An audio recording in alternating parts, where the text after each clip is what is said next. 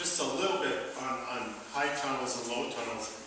The high tunnels, in particular, and I'm kind of in a cross between a zone 2 and a zone 3, where I'm up in Turtle Mountain and right up against the Canadian border, and so I see a lot of issues with early frosts and late frosts in the spring. But when my high tunnels are completely sealed up, my soil never freezes in winter. They never do, and actually I'll get redwood pigweed, which seems to be tough. You'll get about that tall, about this time of the year, and that's where it stays. But it never freezes tall. So in the spring, then it takes off and goes again. But that's a really good point, is to be able to have, to cover them up like that to get the light. The other thing that some people use, I won't try to get too carried away here, but they use raised beds like you're talking about, and they'll put a black mulch, plastic mulch over it. And it's got to be right tight with the soil, because then that transfers that heat from that black into the soil. So cover it and we'll put the black plastic on. Yeah, and that'll do quite a bit too for you. So low tunnels, typically they're using strawberries. They also give you protection from insects and birds, and so that's kind of a cheap, inexpensive way to give you some protection from the frost and the insects and birds. And as the season typically goes on, if the plants get so big in there, then people will start to cut that poly and open it up so the plant begins. And of course, this is the last one, cold frames. I think we've probably all seen those before. They're a method where you actually have a little raised bed and then you have light that gets in there. But the intent of it is that solar energy all the time is able to warm that soil up. And roots are a very important part of a plant when it comes to growth. And so if you can keep your roots warm, the top of the plant can be a little bit cooler. It's not such a big issue. But you still have frost issues there. So that's the different types. We go back to the high tunnel, it's solar heated. Typically there's no electricity in a high tunnel. And well, we do irrigate. I mean, we need to irrigate, so we need to have some type of irrigation system in place. And I'll talk about that a little bit. You know, the sidewalls are vented. There could be 1 layer or 2 layer. Now they say for every layer of poly that you have, you increase by 1 zone. So if you're in a zone 3, then you increase into a zone 4. The zones have to do with the latest day of frost in the spring and the earliest time it freezes in the fall, and then also the temperature extremes. So it does kind of make that a little bit milder for the plants on the inside. Usually it's drip irrigation. Does anybody know what drip is? You know, drip irrigation is where you actually have a tube that's got very small holes in it, probably 6, 8, 10, 12 inches apart. And when you apply water pressure to that, it just drips. You lay that tubing right, or that tape right on the ground, or you bury it so that you get water that's dripping. You actually get circles of water. In the greenhouse, we typically have tables or benches that we work off of. In a high tunnel, it's usually right in the soil. And we can either go with just directly the soil, or we can have raised beds. We talked about season extender. We'll talk a little bit more about it, but a season extender gets you in there in the spring earlier and gets you out in the fall later, so that you've got a lot more production. What can I grow in a high tunnel? You grow just about anything you want. Vegetables and herbs are the most common thing. You know, in the Farm Bill, 2014 Farm Bill, there's a lot of funding for local foods. And so I think that we're going to see more and more of this type of thing going on, because that funding focuses on local foods and farm-to-school type meals, and it gets away from the centralized situation that we're in now, where we got a lot of stuff coming out of California, a lot of stuff coming out of Mexico. And the funding actually appears like it's decentralizing all of that, so that it focuses on growing food locally. And I think we're going to see a lot more on the high tunnels and a lot more produce growing, even in North Dakota. Herbs do really well inside the high tunnels. Basil is probably the king of herbs as far as food. vegetable standpoint, tomatoes do really well, peppers do really well, mainly because they need a lot of heat. And so those types of plants that need a lot of heat do really well.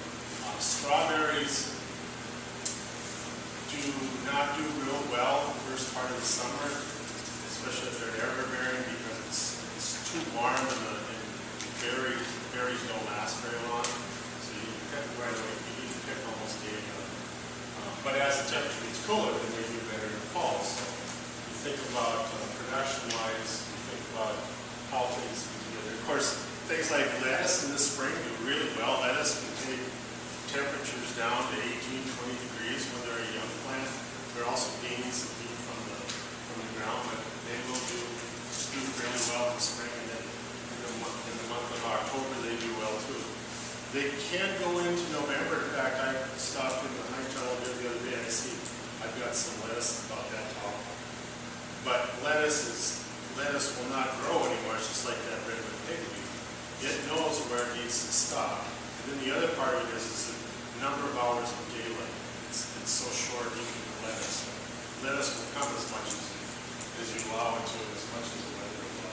There's some of this being done at the University of Minnesota, and in Minnesota, there's some of this being done where they're actually trying to have some apple trees. And I don't know if anybody here has had any experience with it or talked much about it, but I would think there'd be quite a bit of proper pruning done to the right type of apple trees, but there is some of that happening.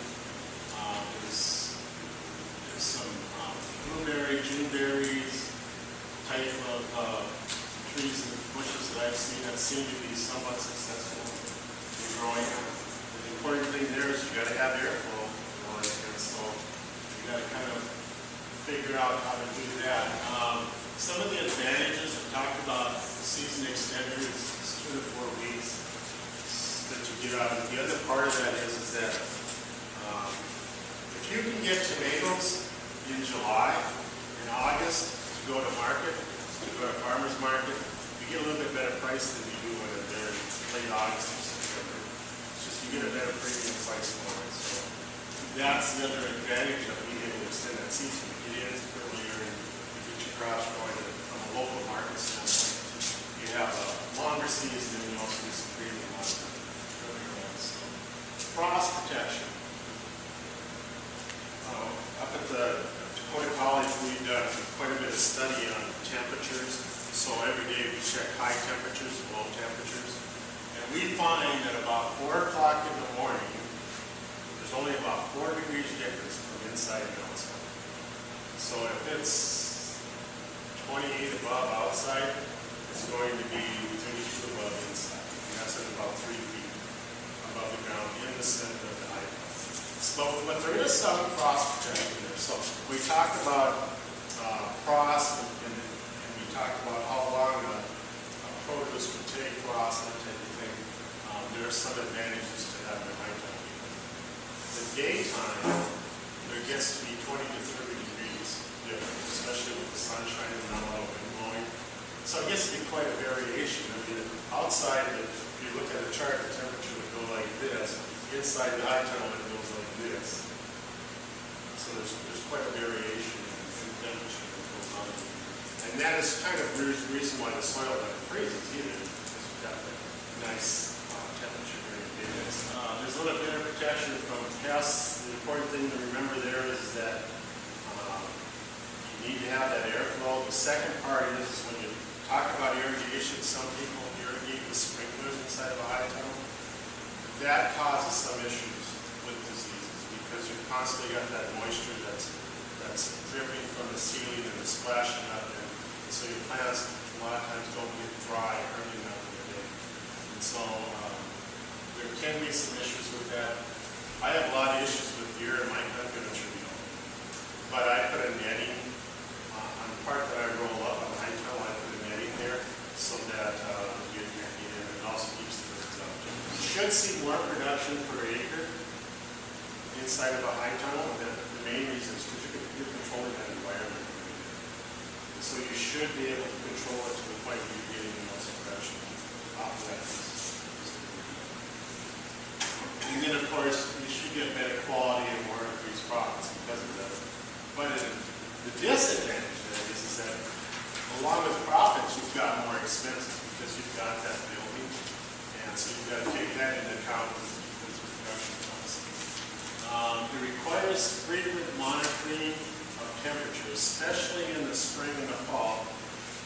When I was telling you about how the extremes are in the temperatures, in a high tunnel, you want to be able to roll down your sides every night, especially if it's going to get down to the 30s. What you want to remember to do is try to keep that soil temperature someplace in the 55, 60 degrees. So once you get it up there, you need to constantly be working with your sides. And I shouldn't say constantly, but most days, especially in the spring and the fall. In the summertime, I leave my sides up all the time. So the only time I put them down are for two reasons. Number one is that there's a wind or a storm coming, because wind and storms will tear up more high tunnels than you could ever imagine. And then the other part is if it rains, typically I get too much water coming in on the sides of my high tunnel. It's hard to regulate. So there's a little bit more involvement as far as watching the high tunnel. And you can actually get thermostats that will regulate roll up the side and back down again, however you want to set those. There is added production costs. Not only do you have the high tunnel itself, but you got to have an irrigation system in place. Steve? Keith, regarding the orientation east-west or north-south, is that an issue at all, or regarding the wind? You know, I'm kind of contrary to what a lot of people think and believe, but actually I do not believe there's a lot of difference in my experience. The thing about going north and south or east and west is you want to be able to capture the solar heat, the solar energy. And the times when we have an issue with solar energy is from the middle of October until about the 1st of March. So if you're not going to be growing anything during that period of time, then it's not an issue. And so typically if you've got a high tunnel for the purpose of extending the season, it's not an issue. You can go either way. From a wind standpoint, it's nice to be able to, if you've got a predominant wind, it's nice to be able to go with that wind lengthwise as much as possible. If you're going to use a high tunnel in such a manner where you have two sheets of poly, you have air in between it, you're going to try to get in early and use some emergency heat, then you might want to be more concerned about going with the east-west. Oh, yeah, the last one, you need to watch for snow buildup and windy conditions. The snow buildup, I've noticed with the high tunnels, we have 7 high tunnels at the college, and I've noticed with them that some of them tend to build up differently because of the way the trees come in, blow, when the snow blows across or doesn't blow across. The thing is, I was telling you that the temperature inside gets to be 50, 60 degrees, particularly early in a day like this. Well, that snow's going to melt or fall off, especially if you've got a Gothic type of high tunnel. So it's going to fall off for you. So generally speaking, you don't have a lot of snow buildup, but if you do, you need to take some type of a blunt stick and just tap it this time of the day, a little bit later on, and usually it'll slide right out. You do need to kind of watch your snow buildup. But it is not a big issue. In the last slide, I want to talk a little bit about NRCS. There are a couple of programs that work really well with high tunnels. The NRCS has an EQUIP program for high tunnels. And there are some qualifications you need to be able to put it on an agricultural piece of land. And that is not as big a struggle as it was a couple years ago, where they actually get to see something growing there you put the high tunnel. Today, they said if you could ever prove that that was farmed in the past, which most of North Dakota has been at one time, then you can put the high tunnel there. So what it says is that you can only put the high tunnel on agricultural. And I had one farmer that had a picture back in 1947 in front of his grandparents' house where he lives today, and it shows that they were actually farming right in front of his house. So that's what all the NRCS needed to say, okay, so it was cropped at one time. But that's one of the issues that kind of got away. It's less than what it is. So if you're interested in building a high tunnel, I would visit with the NRCS a little bit on that. The other part of that is that with the high tunnel, you need to irrigate. And so there is a micro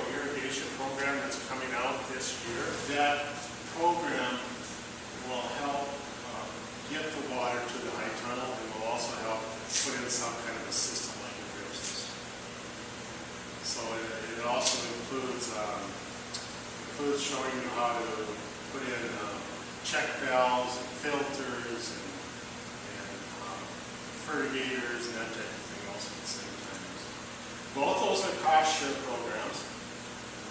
On the high tunnel, the cost, and I don't know what the micro irrigation is because it's not totally figured out yet, yes. But the cost share on the high tunnel, I think it's like $2.64 a square foot, up to a high tunnel the size of 30 by 72. So they do pay for a lot of the cost of the material for high tunnel. On micro irrigation, the reason why I say that I don't know it is that the standards I think they're going to set or have set now, and they're going to pay up to set on those standards. But if you're interested, I really strongly recommend that you check with the NRCS. There is a sign-up program there, just like other NRCS programs. When it comes to high tunnels or vegetable production, feel free to call me if you want to talk further about high tunnels, irrigation, or if you have issues.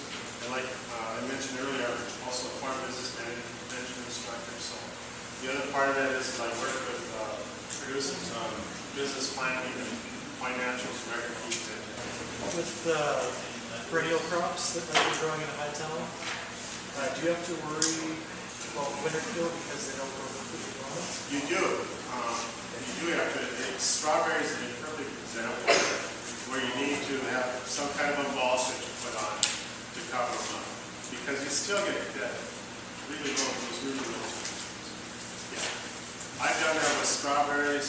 I've also done it with garlic that I put in the high tunnel so you can give them a little extra pressure. The thing about a high tunnel is it's a temporary structure. It's not a permanent structure.